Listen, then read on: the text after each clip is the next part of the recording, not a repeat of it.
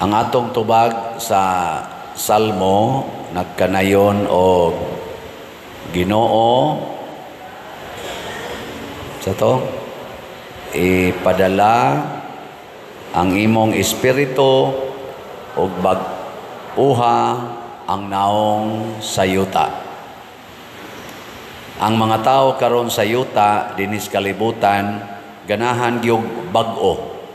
Mao na ang ato mga balay bag-o, mga pintal bag-o, mga infrastructure bag-o, mga asawa bag-o, bana bag-o, colors buhok bag-o, kilay bag-o, colors naong bag-o, trabaho bag-o, cellphone bag-o, computer bag-o.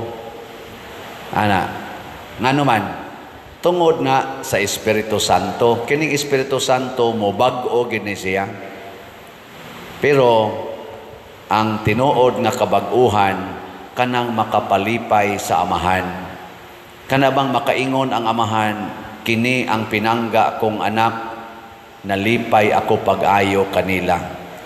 Lingi ang imong tupad. Ing na nalipay ang amahan anang color sa imong buhok.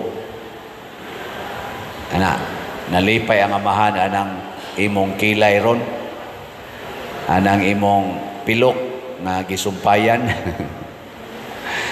Ako kadaghan na jud ko nagkasal nga ang pilok sumpayan matangtang man day na siya. So ako na lang ingnon ang kaning daganon na sad sa katong kuan tig-atiman tarong-tarongon dugay gihasulan man jud ko sige tangtang naman. Ako la ingnon ang banay kuara ng pilok si mong asawa. Kuaon bitas banay, sods bulsa na ko mao na kuan. Sige sumpay-sumpay. Kay ganahan lagi tag bag-o. Pero kanindot unta ang mubag-o nato mao ang Espiritu Santo. Matud pa diri sa unang pagbasa, ayaw na mo kaguol, gipasaylo na ang inyong mga sala. Ang inyong silot gihunong na. Kinsa may nagpahunong? Ang Espiritu sa Dios. Mao na diri sa atong ikaduhang pagbasa gibutang po dinhi nga kitang tanan pinaagi sa Espiritu Santo nahimo na gid tang anak sa Ginoo. Gibag-o gid ta. Gipapas ang atong sala. Dili tungod kay angayantang tagaan sa Espiritu Santo kung dili naluoy ang amahan kanato. Kay bisag unsaon pa natong panindot ang atong kinabuhi mga igsoon basta wa gani ang Espiritu Santo di gid na munindot. Mag-anam hinuog kabati. No, tinud-anay gid na. Basta way di tagiyahan sa Espiritu Santo. Mao na bisan gani si Kristo nga siya na gyud ang ikaduhang persona sa Dios. Midawat gid siya sa Espiritu Santo panahon sa iyang bunyag ug diha pag-declare sa amahan, ikaw ang pinangga kong anak ug diha kanimo nalipay ko kaayo. Pagbunyag sad nato gihatag sa Ginoo ang Espiritu Santo. Nya paghatag niya sa Espiritu Santo, ang ato sang mga naong nakapalipay sa amahan. The same words ang iyang gi-pronounce. Wa lang nato madungog, pero pagkunsad sa Espiritu Santo, gilipay dayon ang amahan. Muna siya. Nakaron, unsa man day buhaton sa Espiritu Santo nato kung mukunsad siya. Kusog ra ba kay na labi na mga charismatic, kusog kay na mingon, kunsad Espiritu Santo, di ba? Kunsad nagampo ako. Ako sang maminaw ana. Sige, pakunsara. Tanaw na to. Kaya ba nimo? Unsay unang buhaton sa Espiritu Santo? Magda siyag kalayo. Iyatang sunugon. Sunugon. Kanang kalayo, maunay mosunog sa angayng masunog og moputli sa dili angayng masunog sama na mga bulawan, dayamon o guban pa. Inig agi anas kayo kadtong tanan nga dili bulawan masunog to, mga wagtang to, ang mahibilin, ang tinuod. Pasabot, inigkunsad sa Espiritu Santo, mulutaw dayon ang kamatuoran. Bikinsa ninyo dinhi ang musugot nga kunsaran sa Espiritu Santo. Taas ang kamot.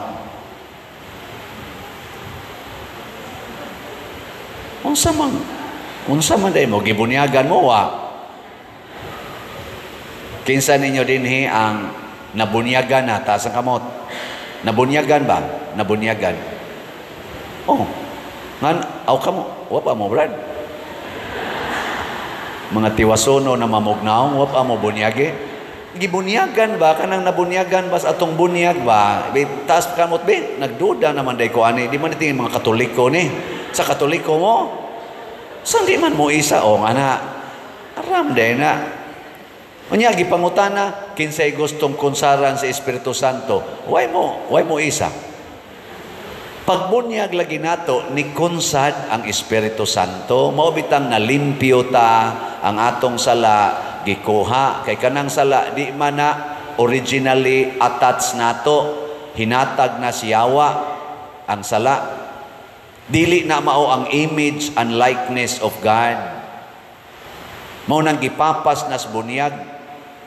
Nakaron unsa may atong misyon nga gibunyagan man ta, nahimo naman tan sinagop nga anak sa Ginoo. Ang atong misyon mao ang pag-maintain ni anang pagkaanak, kanang atong pagkalimpyo. Ngilinga imong tupad ing na limpyo pa ka? Ing na ba? Limpyo pa ka? Nya unsaon man aron malimpyo ta kanunay, inigbunyag nato unsa man naatay panaad nga himuon. Do natay unom ka saad nga kinahanglan atong tumanon hangtod ta mamatay. Og para natong mga dagko, kita maoy unang musaad ana. Mao na inigpabunyag ninyo sa inyong mga anak, sa di pa na ihatag ang bunyag sa inyong anak, muingon usa ang pare, bag-uha ang inyong panaad sa bunyag. Unom na kabuok. Kinsay na ka-memorize. Dool dire kay ako mong tagaag 100 pesos. Wa mo ka-memorize na. Oh, mao na mga matay na lang, wa katuman sa saad. So unom ni kabuok ha, unang saad, isalikway ang sala. Isalikway ko ang sala. Ikaduha, isalikway ko ang tentasyon o ang pagpaulipon sa sala. Ikatulo, isalikway ko ang yawa nga maoy amahan sa sala. Gi ko no be, i-repeat ko no. Tulo na kabuk isalikway. Ready, go. Isalikway ko ang sala.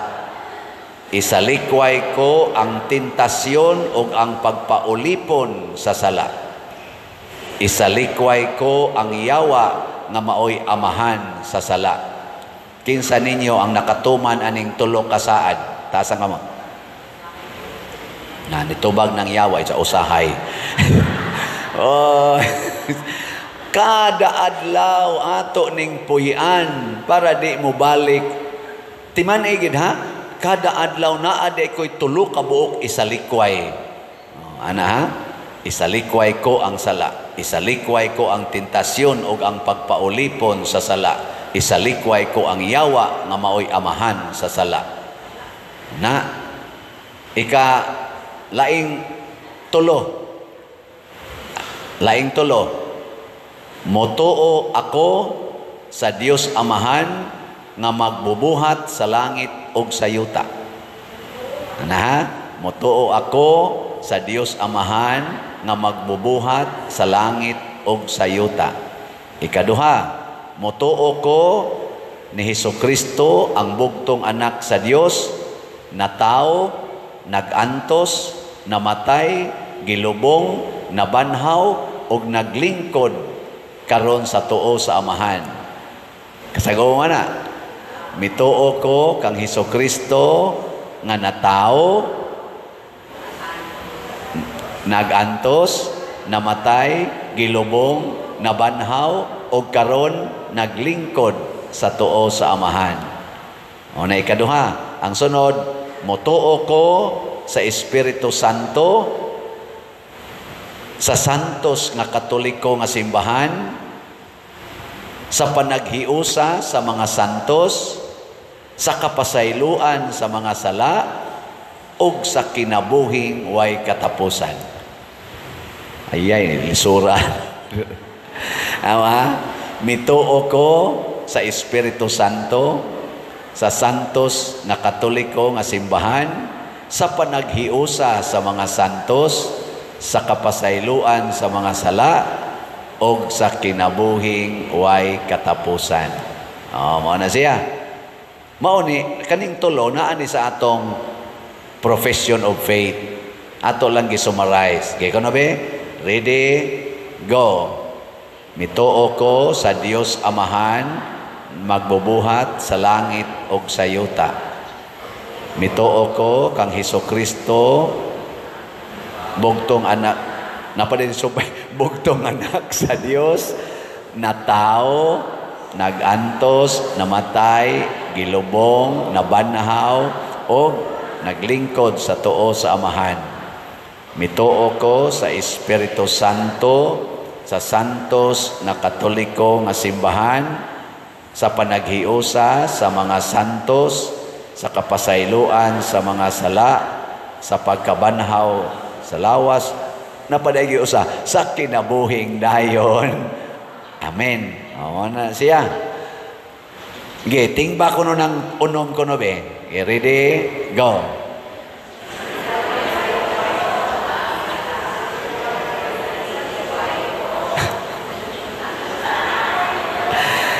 Ay, gapataka na wala mo. Sige, atong suwayan ha. Ready, go. Isalikway ko ang sala, isalikway ko ang tentasyon o pagpaulipon sa sala, isalikway ko ang yawa nga amahan sa sala. Mituo ako sa Dios Amahan, magbubuhat sa langit o sa yuta. Mituo ko kang Hesukristo, ang bugtong anak sa Dios, na tao, nagantos, namatay, gilubong, nabanhaw, o naglingkod karon sa tuo sa Amahan.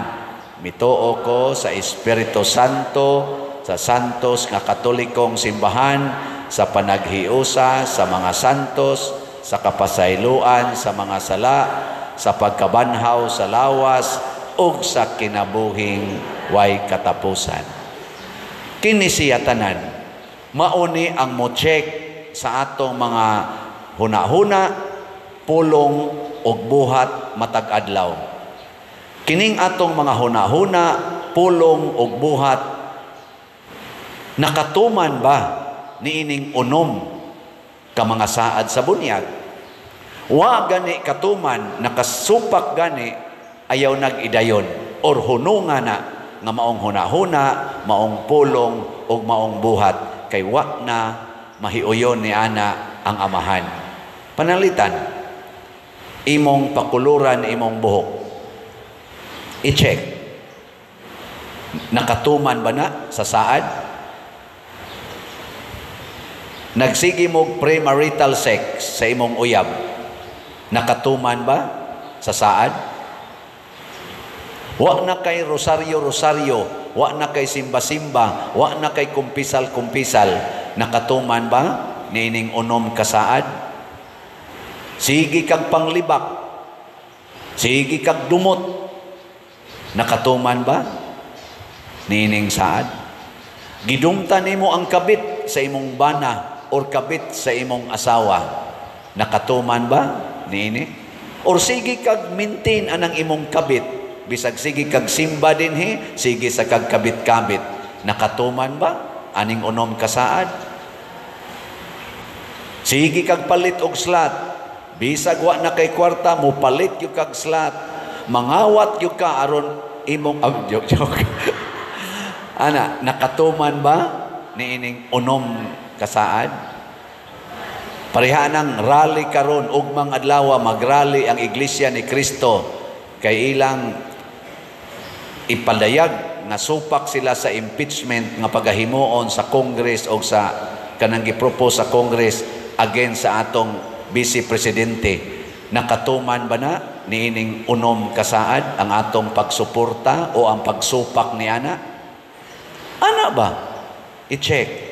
Kini karong rampant nga korupsyon sa atong gobyerno nga dayag na gyud kaayong gipakita o gikomentaryohan sa atong mga batid nga komentarista, mga matinud-anon nga komentarista diha sa atong public kaning services. Nakatuman ba ni sa saad? Kanang wa nimo pag sulti, kanang imong pagpakahilom, tungod lang kay gitagaan kag pabor sa mga taong kurakot kayo, nakatuman ba na niining unom kasaad nato? Sige, i-check. Kanang imong pagsiging patato, siging patato, nakatuman ba na niining unom kasaad? Kanang imong pagpuyo-puyo, way kasal, siging tinukhangay, nakatuman ba niining unom kasaad? Itudlo ni mga ginikanan sa inyong mga anak, gikan sa pagkatao hangtod inikamatay ninyo. Maura gid ni ang atong misyon. Mao ni ang gipakamatyan ni Kristo, mao ni ang gipakamatyan sa mga santos sama ni San Vicente Ferrer. Sige tag-ingon ni Santo Niño, kanamo maluoy kaunta kanimo nang ilaba. Ang respond ni Santo Niño nato, tumana ang inyong saad sa bunyag, kay ako sa nang gituman. Matod pa niya, wa ko'y laing gibuhat, igo ra kong nagtuman sa mga sugo sa akong amahan. Ug nahimuot kaayo ang Ginoo niya. Sige, lingi ay mong tupad. Lingi ba? Ing na sugod karon, sabat na ko, na sugod karon, ako na gining memorizon ang unom kasaad. Ing na ba? Ing na sugod karon, ako na gining memorizon ang unom kasaad. Ana, nya tubagasan inig sulti, ing na buhata pod. Buhata sad ay la pag sing memorize, buhata sad.